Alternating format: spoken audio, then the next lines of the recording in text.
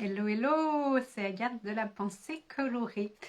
C'est bizarre l'éclairage, c'est trop bizarre.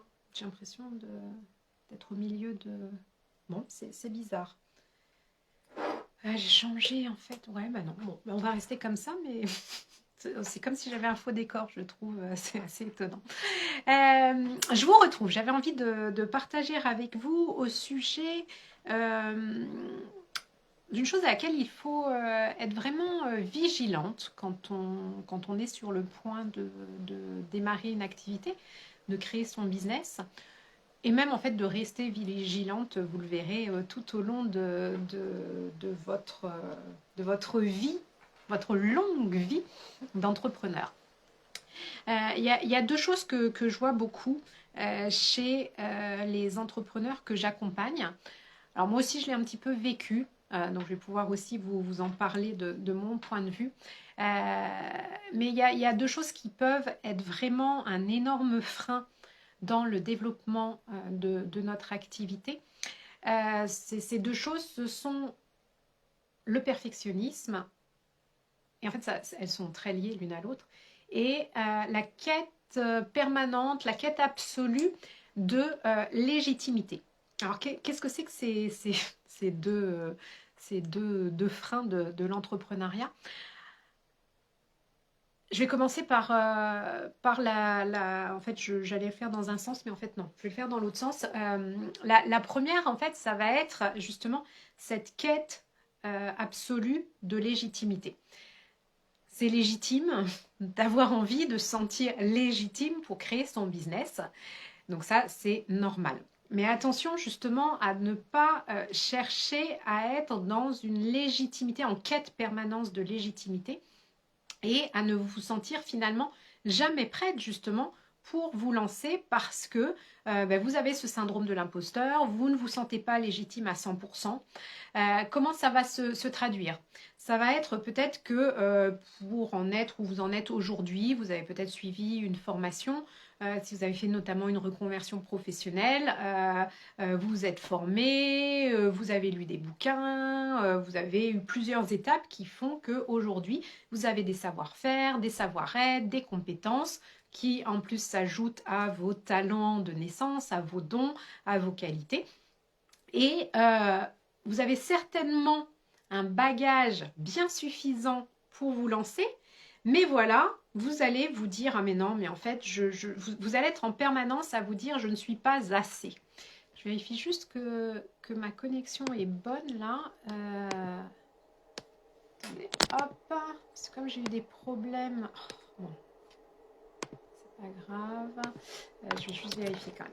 Donc, qu'est-ce qui se passe si vous vous dites que vous n'êtes jamais assez... Ouais, c'est bon, j'ai l'air d'être en live. Ouais. Si vous dites que vous n'êtes jamais assez, eh bien, vous allez être en permanence en quête de vous préparer un petit peu mieux, de suivre une nouvelle formation, de prendre un nouvel apprentissage, de vous spécialiser dans autre chose.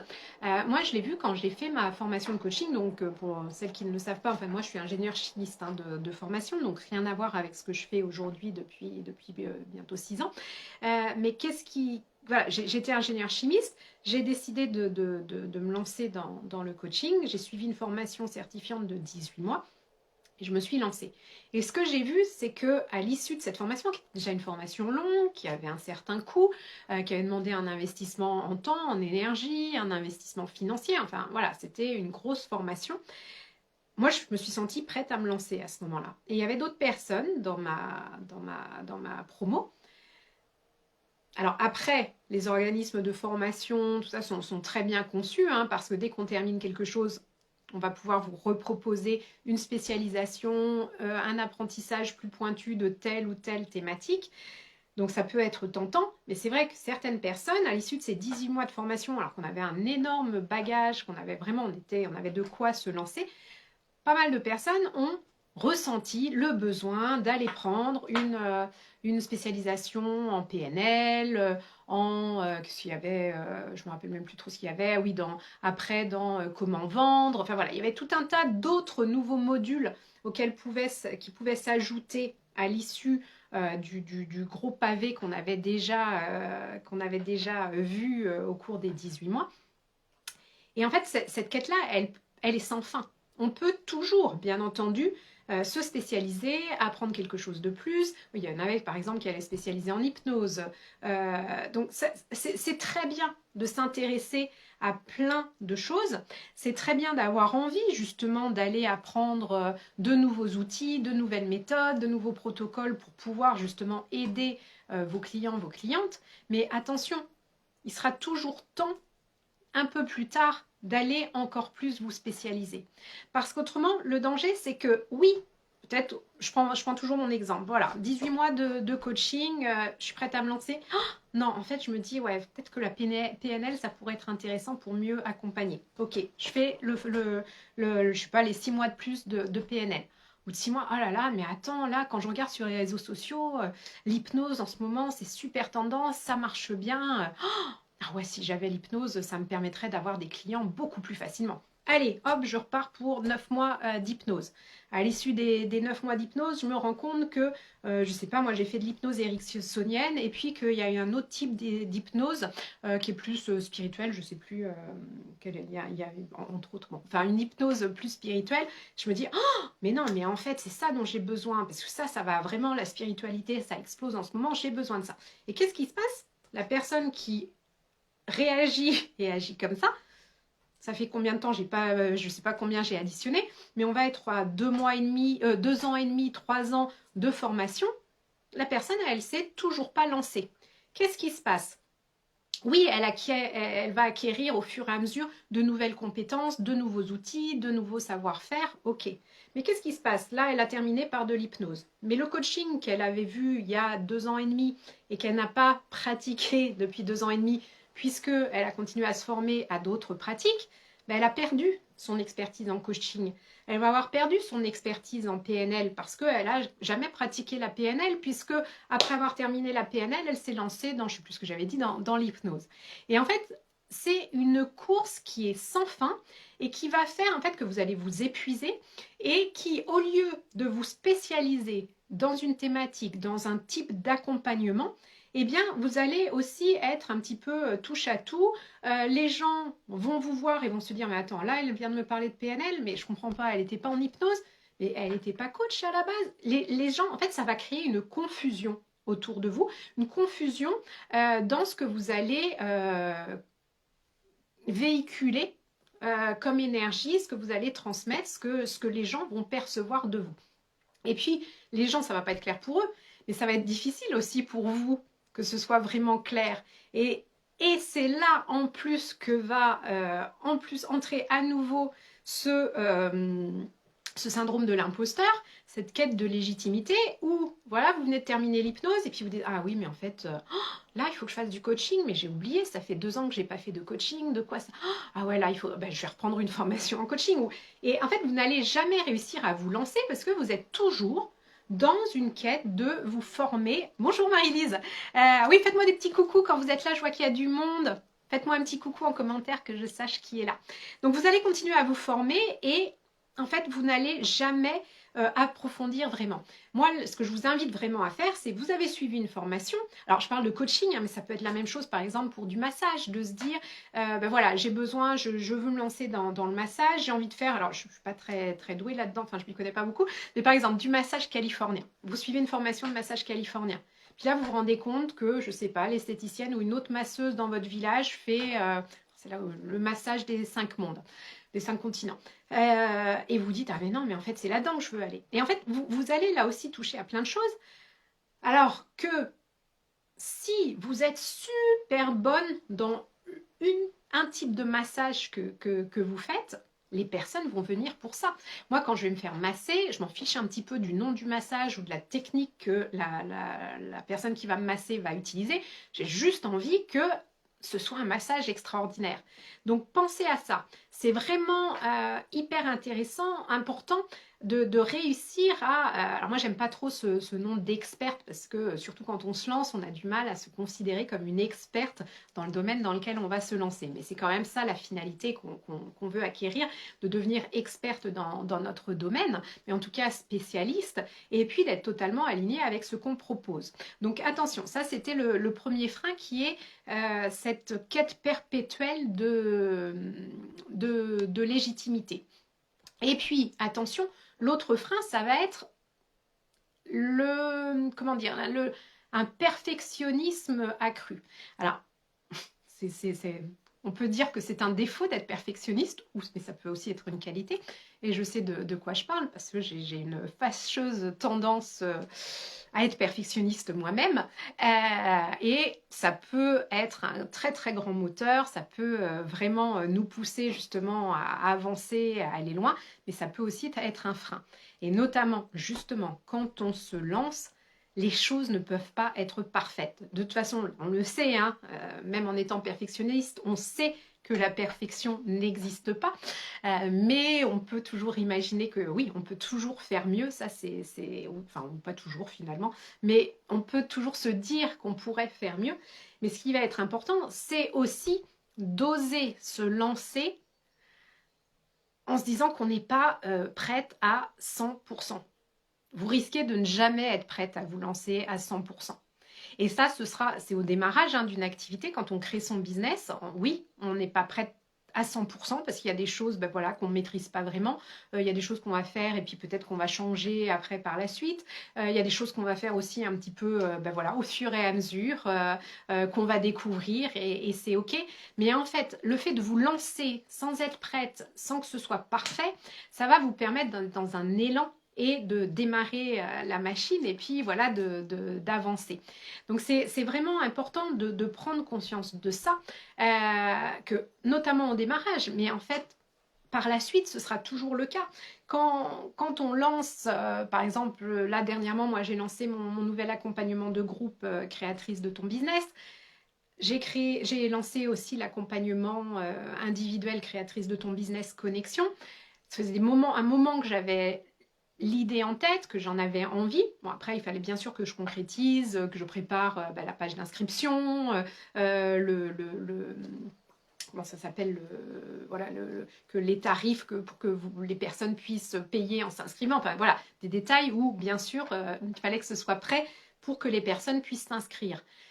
Mais après, il y avait plein de choses où c'était pas 100%, j'étais pas 100% prête. J'aurais pu, bien sûr, ma page de vente, par exemple, elle aurait pu être encore plus jolie, elle. Et alors moi, j'ai justement ce côté perfectionniste où tant que le visuel correspond pas exactement à ce que je veux, puis alors les couleurs, et puis ceci, puis je peux avoir tendance à refaire un visuel 50 fois. Mais en fait, les personnes qui vont s'inscrire à un de vos programmes ou pour travailler avec vous, le visuel va pas avoir une grande importance. Et puis elles s'en ficheront que vous ayez écrit créatrice de ton business avec le créatrice en rose ou en jaune ou en violet. C'est pas ça qui va les faire décider de travailler avec vous. Donc vraiment, vraiment, c'est important, encore plus au démarrage, d'oser se lancer en lâchant prise. Alors j'aime pas trop utiliser ce terme de lâcher prise, ça veut dire tellement de choses, mais si là c'est lâcher prise sur la perfection.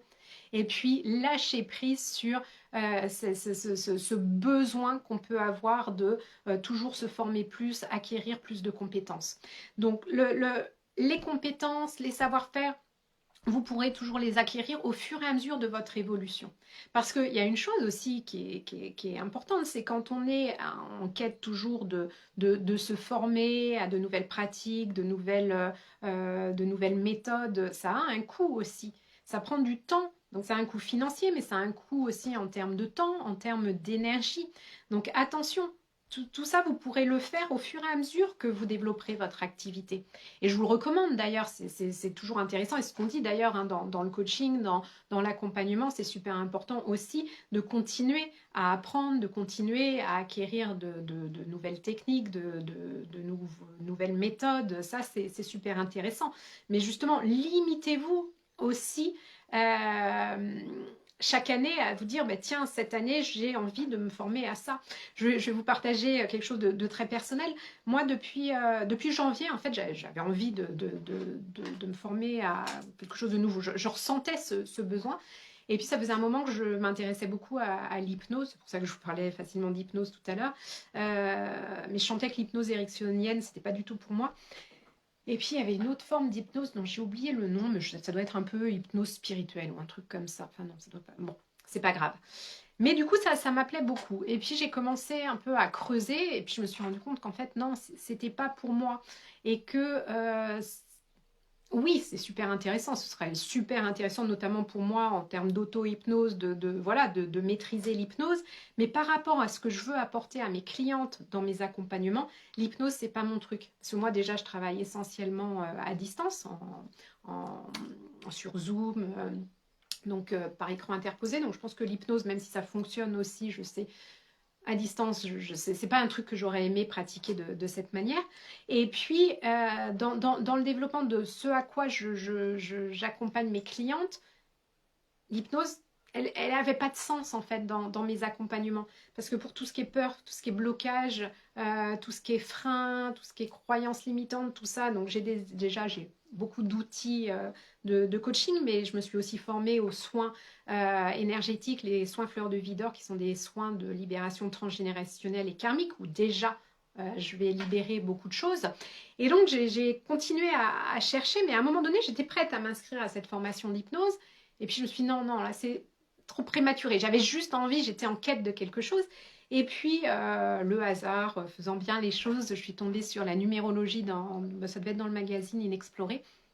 Et tout d'un coup, je me suis dit, mais en fait, ça m'a toujours interpellée. J'adore les chiffres, j'adore les nombres, j'adore les calculs, j'adore tout ça. Et j'ai commencé à creuser la numérologie. Et puis c'est comme ça, en plus, que je suis tombée sur la numérologie arc-en-ciel, donc une numérologie avec des couleurs, qui est enseignée par Isabelle Lefebvre. Et tout s'est enchaîné très rapidement. Et tout d'un coup, ça avait un sens parce que, en plus, je me forme au coaching à travers la numérologie arc-en-ciel. Donc ça va vraiment être un outil supplémentaire pour accompagner mes clientes dans la création de leur business sous forme de coaching en utilisant la numérologie. Et en fait, moi j'ai cette soif d'apprendre, je suis capable d'aller à la FNAC et puis de revenir en ayant acheté 15 bouquins sur 15 thématiques différentes. Puis bon, il faut du temps aussi pour les lire et puis les assimiler. Mais voilà, j'ai ce côté aussi un peu électron libre et puis à partir dans tous les sens. Mais non, ça va être important de se canaliser et puis de savoir se dire non, stop. Je verrai ça l'année prochaine. Là, j'ai assez pour avancer cette année. J'ai assez pour lancer mon activité. J'ai assez pour créer les accompagnements que j'ai envie de créer. Et donc, je mets les choses en stand-by. Donc, vraiment, soyez vigilante. Posez-vous cette question. Est-ce que je suis pas en train justement d'essayer d'aller chercher une excuse pour pas me lancer en disant que je suis pas légitime ou que je ne suis pas prête, que je n'ai pas assez de ceci, de cela. Posez-vous cette question et puis arrêtez de vous prendre la tête. Si vous avez votre projet, si vous avez envie de vous lancer, si vous sentez que vous êtes aligné avec votre idée de projet, avec votre vision, avec ce que vous avez envie d'apporter au monde, avec la manière dont vous avez envie de contribuer, allez-y, lancez-vous. Après, ça peut être intéressant en effet si vraiment vous manquez de légitimité, mais pas la légitimité en allant chercher une autre formation, mais plutôt une légitimité à se dire, ben voilà, je me sens pas totalement légitime parce que je sais pas ce que je vais proposer exactement à mes clientes, ou parce que ma vision, je suis encore un peu éloignée de ça, ou parce que je sais pas, je me sens pas légitime parce que je me rends compte que j'ai encore tellement de peur, tellement de blocages qui font que j'arrive pas à avancer. J'ai besoin d'aller travailler sur tout ça. Oui, là, ça va être important d'aller travailler ça et peut-être de vous faire accompagner par une coach ou par un thérapeute ou par ce qui vous appelle, mais pour vous aider justement dans le lancement de votre activité et pas dans acquérir de nouvelles compétences en plus, une nouvelle formation, ceci, cela, pour avoir une valise encore plus lourde ou un sac à dos trop lourd à porter et que vous n'arriverez pas à déplacer avec vous. Donc voilà, c'est ce que j'avais envie de partager avec vous aujourd'hui. Si Si vous regardez le replay, dites-le moi, mettez-moi un petit commentaire. Si vous avez des questions, je suis là pour ça. Et puis, si justement vous ressentez l'appel voilà, l'élan de vous faire accompagner, eh bien, sachez que j'ai différents accompagnements. Créatrice de ton business, le groupe, qui est un accompagnement de groupe. Créatrice de ton business, connexion, qui est mon accompagnement individuel. Et où l'idée, c'est vraiment de vous guider pour créer et développer un business de cœur, un business à vos couleurs, en vous accomplissant, en vous épanouissant et surtout aussi en vous sentant libre de rester vous-même. C'est hyper important selon moi pour avoir un business qui dure, qui perdure, et bien de créer un business éco-responsable, écologique pour vous, qui vous respecte. Coucou Camille, qui vous respecte, qui vous permet voilà, de vous sentir à votre place. Et puis, ce terme que j'adore et qui a tellement de sens pour moi, que vous ayez une harmonie dans votre vie, entre votre vie personnelle, professionnelle, amicale, amoureuse, votre vie de maman, enfin voilà, toutes les vies de femmes que l'on peut avoir. C'est hyper important d'avoir cette harmonie. Donc, et puis voilà, si vous me suivez un petit peu, moi j'aime pas les copier-coller, j'aime pas faire comme les autres. Je suis convaincue que c'est notre unicité, notre individualité qui va nous permettre de rayonner et puis de créer un business à nos couleurs. Donc si tout ça vous parle, vous interpelle et que vous voulez en savoir plus, eh bien vous pouvez me mettre un petit message sous cette vidéo ou me contacter en message privé. Vous retrouvez aussi, alors je vais vous mettre aussi sous la vidéo les liens des pages avec les tarifs pour l'accompagnement de groupe. Que je ne dise pas de bêtises, qui est à 975 € pour les 7 mois d'accompagnement et l'accompagnement connexion qui est à 2145 € pour les 7 mois d'accompagnement individuel. Voilà, sur ce, je vous laisse, je vous envoie plein d'énergie colorée et je vous dis à très vite. Bye bye.